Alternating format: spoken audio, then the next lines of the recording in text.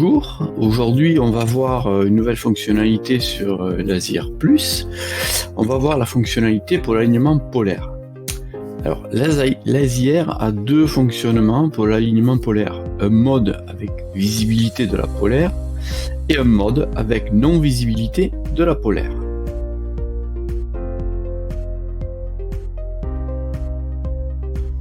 Donc avant de lancer l'alignement polaire, il faudra effectuer les étapes suivantes.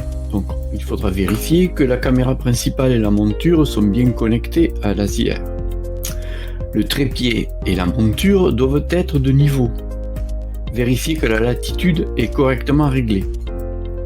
Le télescope doit être orienté vers le nord avec la polaire visible et en position park. Vérifier que l'équilibrage de la monture est correct. Ensuite, on allume Lazier Plus et on choisit le mode Preview. Dans ce mode, on fait une exposition de 10 secondes pour vérifier que les étoiles sont bien nettes. Sinon, il faut refaire une mise au point. Par exemple, avec un masque de Bahtinov.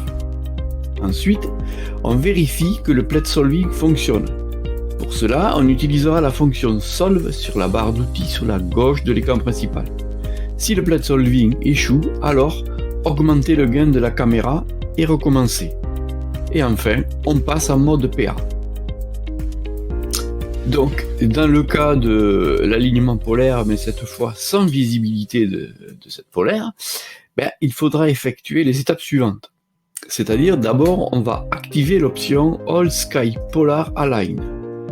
Ensuite, on fera les mêmes étapes de préparation que dans un mode normal du polar alignement, avec visibilité de la polaire. Ensuite, on allume Lazier Plus et on choisit le mode Preview. Dans ce mode, on fait une exposition de 10 secondes pour vérifier que les étoiles sont bien nettes également. Sinon, on refait une mise au point. Par exemple avec un masque de Bahtinov.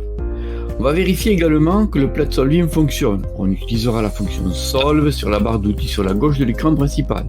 Si le plate solving échoue, alors on augmente le gain de la caméra et on en recommence. Une nouvelle étape, il faudra choisir une étoile entre l'Est et l'Ouest et faire un go-to vers cette étoile. Puis, enfin, on passe en mode PA. Dans le cas de la visibilité de l'étoile polaire, cet écran PA est affiché. Donc on retrouve une brève description des consignes avant de lancer l'alignement. Avant de lancer le Polar Align, on peut modifier le temps d'exposition. Entre 2 et 5 secondes, c'est une valeur courante. Ensuite, tout au long du processus, l'étape en cours est affichée sur la partie gauche de l'écran. Préparation, calcul et enfin alignement.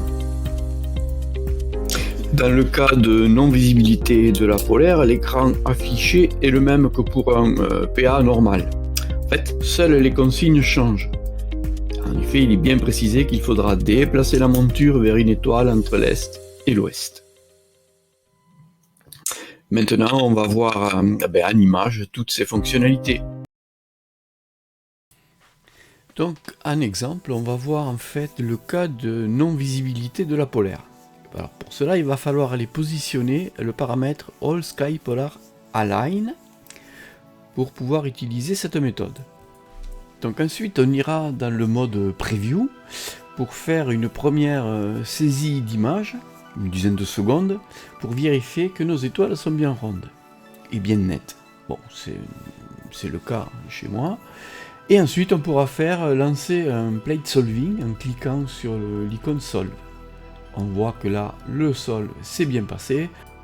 Il nous reste donc une dernière étape, c'est-à-dire aller chercher une étoile entre l'Est et l'Ouest. Donc là, on passe sur le Sky Atlas et on va essayer de positionner approximativement, donc un peu entre l'Est et l'Ouest, donc une étoile, peu importe laquelle. Bon, il faut qu'elle soit un peu assez haute pour que elle soit assez nette. Donc on choisit une étoile, donc là je vais me mettre ici. Et ce qu'on va faire, c'est qu'on va faire un go-to pour déplacer le télescope à cette position. Donc là, ça me paraît correct. Donc je fais un go-to. et là la monture va se déplacer. Donc on voit les indications en bas de l'écran. Donc une fois cette étape franchie, on va pouvoir maintenant faire le PA. Donc on repasse sur l'écran principal et on va cliquer sur PA. Et là, l'écran du PA va s'afficher. Donc les consignes s'affichent et il suffit maintenant de cliquer sur le bouton Play pour déclencher la procédure.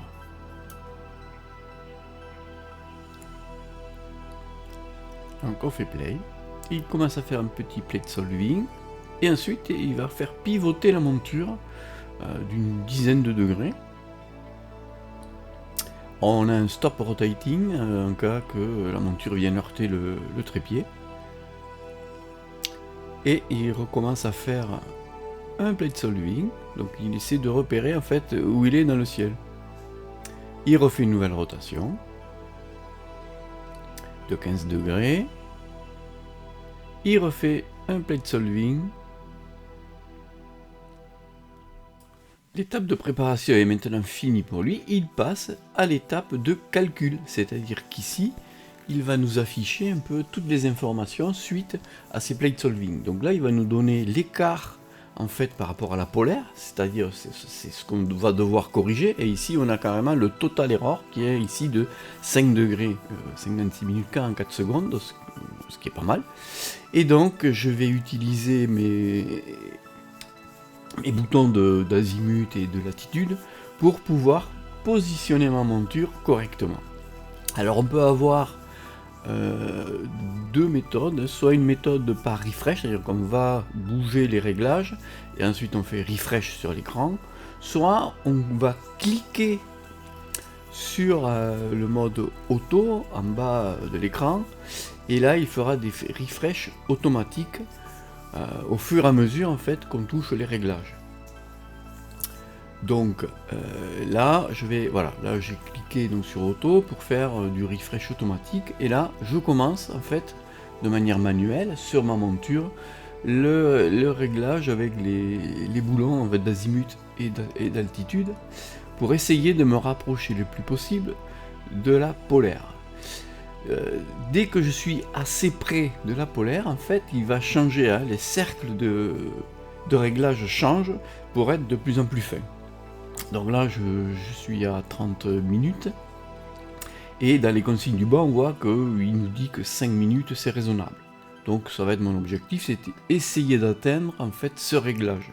Toujours pareil, de manière manuelle, avec les boulons d'altitude et d'azimut. Alors il faut être assez fin, hein, il faut pas faire pas tourner les vis trop brutalement, il faut être très fin. Je vous le dis, il faudra faire plusieurs essais pour vraiment ajuster correctement la polaire. On voit toujours le temps écoulé, donc pour l'instant je suis à 5 minutes, donc là je vous ai sauté un peu toutes les étapes, et au bout d'une dizaine de minutes, je suis arrivé à 36 secondes. Donc en haut de l'écran, on voit que le smiley a changé, hein, il est bien content maintenant.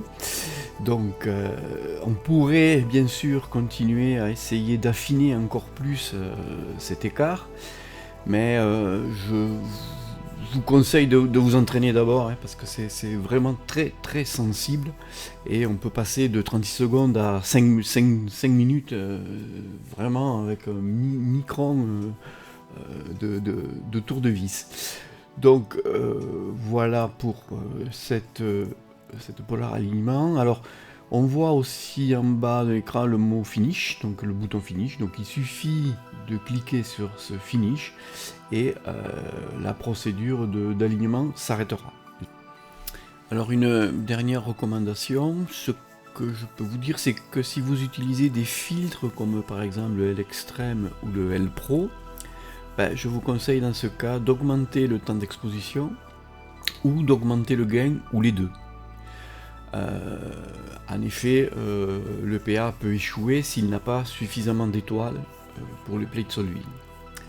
Et si vraiment vous continuez à rencontrer des problèmes, et dans ces cas-là, enlevez carrément le filtre et refaites donc un alignement avec des temps standards et un gain standard.